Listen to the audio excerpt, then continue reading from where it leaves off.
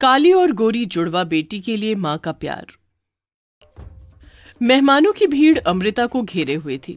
उसकी गोद भराई चल रही थी, जहां उसकी एक सहेली प्रिया उसे कहती है, अरे वाह अमृता, तेरे चेहरे पर तो एकदम ब्राइडल दुल्हन जैसा निखार चढ़ा है। भाई तू है भी तो दूध जैसी गोरी चिट्टी सुंदर, और मैंने तो सुना है कि बच्चे बिल्कुल माँ पर जाते हैं। इसका मतलब तेरे आने वाले बच्चे भी दूध से सफेद होंगे। अपने गोरे रंग रूप का बखान सुनकर अमृता इतरा कर बोली, भगवान ने मुझे इतना सुंदर बनाया है, मुझे तो बस गोरी सी सुंदर सी बेटी चाहिए। और अगर काला बच्चा हुआ तो? ये सुनकर अमृता भद्दा सा मुंह बनाकर बोली, काले बच्चे का तो सवाल ही पैदा नहीं होता, बिकॉज मुझे काले रंग से नफरत है, नफरत।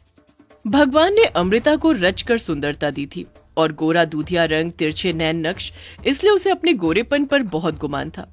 गुजरते दिन के साथ अमृता को दर्द शुरू हो जाता है। आ आ आ आ थोड़ी देर में अमृता एक गोरी बेटी को जन्म देती है और कराहते हुए भी एक ही शब्द पूछती है, डॉक्टर, डॉक्टर मेरी बेटी गोरी तो है ना? डॉक्टर बड़े अचंभे से उसे देखता है। पहली बार ऐसी माँ देखी है जिसे डिलीवरी के दर्द से ज्यादा बच्चे के गोरे और काले रंग की पड़ी है। अमृता एक नहीं बल्कि 2 जुड़वा बेटियों को जन्म देती है, जिसमें एक गोरी और दूसरी बहुत काली होती है। डॉक्टर, कहाँ है मेरी दोनों जुड़वा बेटियां? मैं उन्हें देखना चाहती हूँ। जी, ये रही आपकी बेटियां। गोरी बेटी को देखकर तो अमृता फूली न समाई, मगर अपनी काली बेटी को देखते ही उसने उसे गोद से झटक दिया। अमृता, पागल हो गई हो? अगर अभी मैंने संभाल ना लिया होता तो गुड़िया गिर जाती। नहीं नहीं, ये इतनी काली कलूटी मेरी बेटी नहीं हो सकती। ये तुम कैसी बातें कर रही हो अमृता? तुमने इसे जन्म दिया है, और बच्चे चाहे काले हो या गोरे, माँ के लिए दोनों बराबर होते हैं। अपने पति आनंद के लाख समझाने पर भी अमृता अपनी काली बेटी को स्वीकार नहीं करती, जबकि सारा लाड प्यार वो अपनी गोरी बेटी पर जताती। अमृता ने अपनी गोरी बेटी को लाव्या नाम दिया, वहीं आनंद ने काली बेटी को सांझ नाम दिया। गुजरते वक्त के साथ दोनों 7 साल की हो गई। दोनों जुड़वा थी, इसलिए उनकी शक्ल भी मिलती जुलती थी। दोनों के बीच बड़ा प्यार था, साथ में स्कूल जाना, एक साथ खेलना कूदना, जिसे देखकर अमृता को चिढ़न होती। लाव्या, तुम अपने चेहरे पर क्या लगाती हो जो तुम्हारा चेहरा चांद की तरह चमकता है? देखो सांझ, माँ ने ये क्रीम पाउडर लाकर दिया है, मैं यही लगाती हूँ, लो तुम भी लगा लो। लाव्या ने जैसे ही क्रीम काली बहन को दिया, इतने में अमृता गुस्से में आकर क्रीम छीन लेती है और अपने मन की भड़ास निकालने लगती है। काली कलूटी बैगन लूटी, तुझे क्या लगता है री? तू मेरी बेटी की देखा देखी करके गोरी हो जाएगी? कभी नहीं, काली माई ही रहेगी। अपने प्रति अपनी माँ की कड़वाहट को देखकर सांझ बिलक बिलक कर रोने लगी। आप मुझसे इतनी नफरत क्यों करती हो? मैं भी तो आपकी बेटी हूँ। ये कहते सांझ ने अपनी माँ का आंचल छुआ, तभी उसने उसे दूर धकेल दिया। दूर हट मुझसे, नासपीटी कहीं की। सांझ, सांझ तुम ठीक तो हो? उठ मेरी बहन। लव्या अपने हाथों से उसे मलहम लगाती है। इसी तरह दिन महीने साल बीतते गए, मगर अमृता के मन में अपनी काली जुड़वा बेटी के प्रति बसी हुई नफरत कभी नहीं घटी, और 18 साल बीत गए। अमृता की दोनों जुड़वा गोरी और काली बेटी अब 25 साल की हो गई, वहीं अमृता 45 साल की। माँ, माँ कहाँ हो आप? अरे यहाँ हूं मैं। देखो, मैंने कॉलेज में 2nd क्लास पास किया है। अपनी गोरी बेटी के 2nd आने पर अमृता का मन खुशी के मारे गदगद हो गया। अरे भगवान तुझे खूब तरक्की दे। वैसे भी भगवान ने तुझ में कोई कमी नहीं दी है। रूप है, रंग है, और पढ़ने लिखने में भी इतनी होशियार है मेरी लव्या।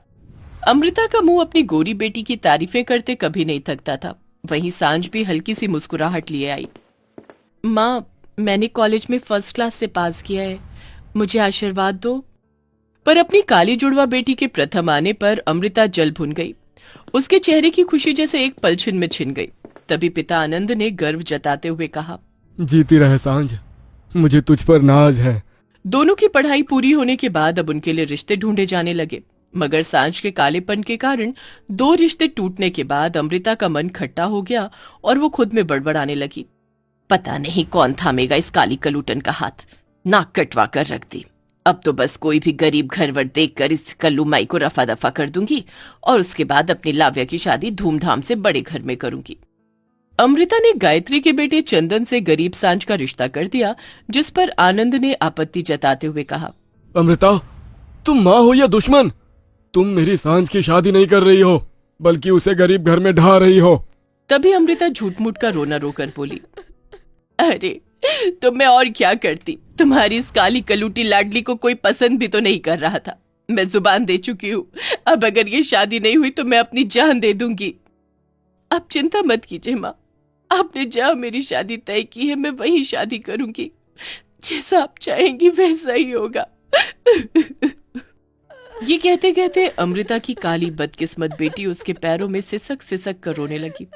खर्चे से बचने के लिए एक मामूली सी बारात घर में 4 लोगों में शादी कर दी गई। यहाँ तक कि उसकी प्यार भरी विदाई भी हो रही थी। बाबा, बाबा। जा मेरी बच्ची, भगवान करे तेरे ससुराल में तुझे हर खुशी मिले। अच्छा माँ, मैं चलती हूँ। सांझ टूटा मन लिए अपने गरीब ससुराल आ गई, जहाँ गायत्री ने उसका दिल से स्वागत सत्कार किया। आओ दुल्हन, ये हम गरीबों का सौभाग्य है जो तुम इस घर की लक्ष्मी बनकर आई हो। अपनी सास के मन में ऐसे स्नेह को देखकर सांझ के मन के सारे घाव भर गए। वहीं दूसरी तरफ अमृता ने अपनी गोरी बेटी लाव्या की शादी दौलतमंद घर देखकर, बहुत सा दान दहेज देकर पूरे धूमधाम से निरंजन के बेटे अजिंक्य से कर दी। समधन जी, मैंने अपनी बेटी को बड़े नाजों से पाला है। फूल सा नाजुक शरीर है इसका, इसे खुश रखना। जा लाव्या बेटी, अपने ससुराल में खुश रहना। आप बिल्कुल भी चिंता मत कीजिए अमृता जी, आज से आपकी बेटी मेरी बेटी है। निरंजना ने ऐसा कहकर अमृता को यकीन तो दिला दिया, मगर अमृता को कहाँ पता था कि लाव्या की जिंदगी में पहाड़ सा दुख भोगना लिखा है। लाव्या हर लड़की की तरह आंखों में ढेरों सपने लेकर ससुराल चली जाती है, मगर शादी के अगले दिन से निरंजना अपनी बहू के साथ किसी नौकर से भी बदतर बर्ताव करने लगती है और झाड़ू मारकर उसे उठाती है। अरे अरे ओ कामचोर, चल उठ जा और आधे घंटे के अंदर पूरे घर की सफाई कर। पर सासू माँ, इतने बड़े घर में नौकर चाकर नहीं है क्या? ओ अच्छा, तो अब लाडो रानी को नौकर चाहिए। क्यों री, तू आसमान की हूर पर ही उतर कर आई है? चल जल्दी से सफाई कर, नहीं तो ये गोरी चमड़ी झाड़ झाड़ कर राख कर दूंगी। उसी दिन से लाव्या अपने ससुराल में डरी सहमी सी रहने लगी, तो वहीं सांझ अपने गरीब ससुराल में खुशियों भरी जिंदगी बिता रही थी। गुजरते दिन के साथ दोनों जुड़वा बहनें प्रेग्नेंट हो गई। अधिकतर काम करने की वजह से लाव्या एकदम कमजोर हो गई। अजिंक्य, मैं माँ बनने वाली हूँ और तुम पापा। तो क्या करूं? नाचूं? हाँ, तुम क्या दुनिया की पहली औरत हो जो बच्चा पैदा करोगी? तभी निरंजना ने अपनी बहू को धमकाते हुए कहा, कान खोलकर सुन ले बहुरानी, होगी तू अपने घर की राजकुमारी, पर ये तेरा ससुराल है, और जरा भी ये मत सोचना कि तू प्रेग्नेंट है तो मैं घर में नौकर रखूंगी। सब कुछ तुझे ही करना पड़ेगा। आज तो चूल्हे से कुछ ज्यादा ही धुआं उठ रहा है। अरे बहू, मैं खाना बनाती हूँ, देख तुझे धुआं लग रहा है। ये तेरे और तेरे होने वाले बच्चे के लिए बिल्कुल भी ठीक नहीं।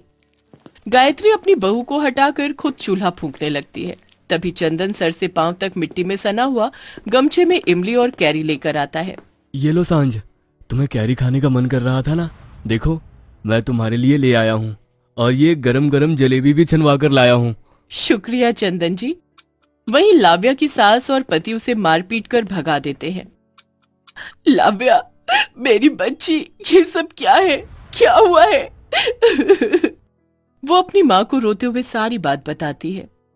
माँ, तुमने मेरी शादी अमीर घर में की, मगर फिर भी तुम्हारी बेटी आज सुखी नहीं है, क्योंकि जो दुख तुमने मेरी जुड़वा बहन को इस घर में दिए, शायद ये उसी की बददुआ है जो तुम्हारी इस बेटी को इस तरह से मिल रही है कि मैं दुख झेल रही हूँ। अपनी बेटी की बात सुनकर अमृता अपनी करनी को सोचने लगती है और सांझ को सम्मान के साथ उसके ससुराल लेने जाती है। समधन जी, मैं अपनी बेटी को लेने आई हूँ। हमारे यहाँ बेटी का पहला बच्चा उसके मायके में होता है। ये सुनकर सांझ रो पड़ती है। माँ, घर चल बेटी, तेरी माँ तुझे लेने आई है। अमृता अपनी दोनों बेटियों की एक समान देखभाल करती है और सांझ को खूब प्यार देती है। वहीं थोड़े दिन बाद निरंजना को अपनी गलतियों का एहसास हो जाता है और वो भी लाव्या को इज्जत के साथ लेकर जाती है।